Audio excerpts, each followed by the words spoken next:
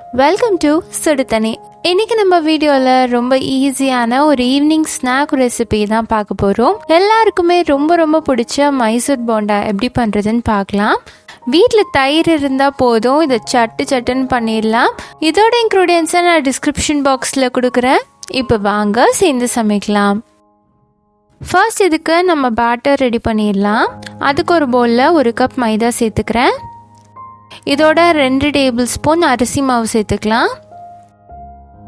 கூடவே 1 கப் தயிர் கொஞ்சம் கட்டி இல்லாமல் நல்லா அடிச்சிட்டு சேர்த்துக்கோங்க.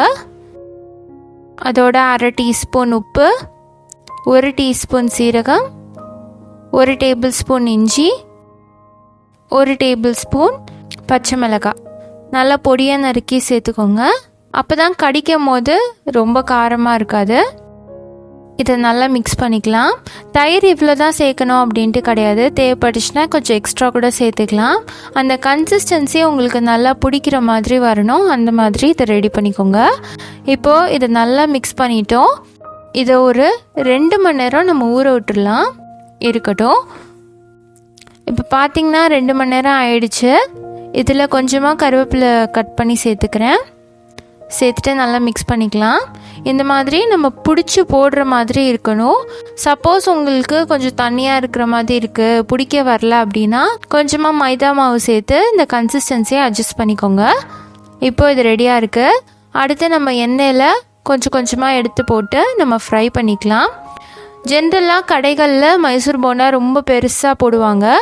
நான் அந்த மாதிரி போடாமல் கொஞ்சம் சின்ன சைஸில் போடுறேன். அப்போ உள்ளேயும் நல்லா ஈஸியாக வெந்துடும், வெளியும் நல்லா கிறிஸ்பியாக இருக்கும். இது நல்லா சூடாக சர்வ் பண்ணி சாப்பிடுங்க, செம்ம டேஸ்ட்டாக இருக்கும். இதை லோ டு மீடியம் ஃப்ளேமில் வச்சுட்டு நல்லா வேக விடணும். அப்போ தான் உள்ளேயும் நல்லா வெந்திருக்கும், இல்லாட்டி உள்ள மாவாக இருக்கும். அவசரப்பட்டு எடுக்க வேண்டாம். நல்லா வெந்து ப்ரௌன் கலரில் வந்ததுக்கப்புறமா இதை நம்ம எடுத்துடலாம். இந்த மாதிரி எல்லா பேட்டரியும் சேர்த்து நான் பொரிச்சு எடுத்துக்கிறேன். அவ்வளோதான். இதுக்கு மேலே கொஞ்சமாக வெங்காயம் தூவி விட்டு கொஞ்சம் கருவேப்பிலையும் சேர்த்து நான் சர்வ் பண்ண போகிறேன். இன்றைக்கி நான் இஞ்சி புளி சட்னி அரைச்சிருக்கேன். இதோட ஒரு பர்ஃபெக்ட் காம்போவாக இருக்கும். நீங்கள் இது கூட தக்காளி சட்னி, வெங்காய சட்னின்னு எது கூட வேணாலும் சர்வ் பண்ணலாம். சட்டுன்னு பண்ணி சுட சாப்பிட்றதுக்கு செம்ம சூப்பராக இருக்கும். நீங்களும் இந்த சூப்பரான மைசூர் போண்டாவை ட்ரை பண்ணி பார்த்துட்டு எப்படி இருக்குன்னு சொல்லி கமெண்ட்டில் சொல்லுங்கள். இந்த வீடியோ உங்களுக்கு பிடிச்சிருந்தா லைக் பண்ணுங்கள். சுடுதண்ணி சேனலை சப்ஸ்கிரைப் பண்ணுங்கள். தேங்க்யூ.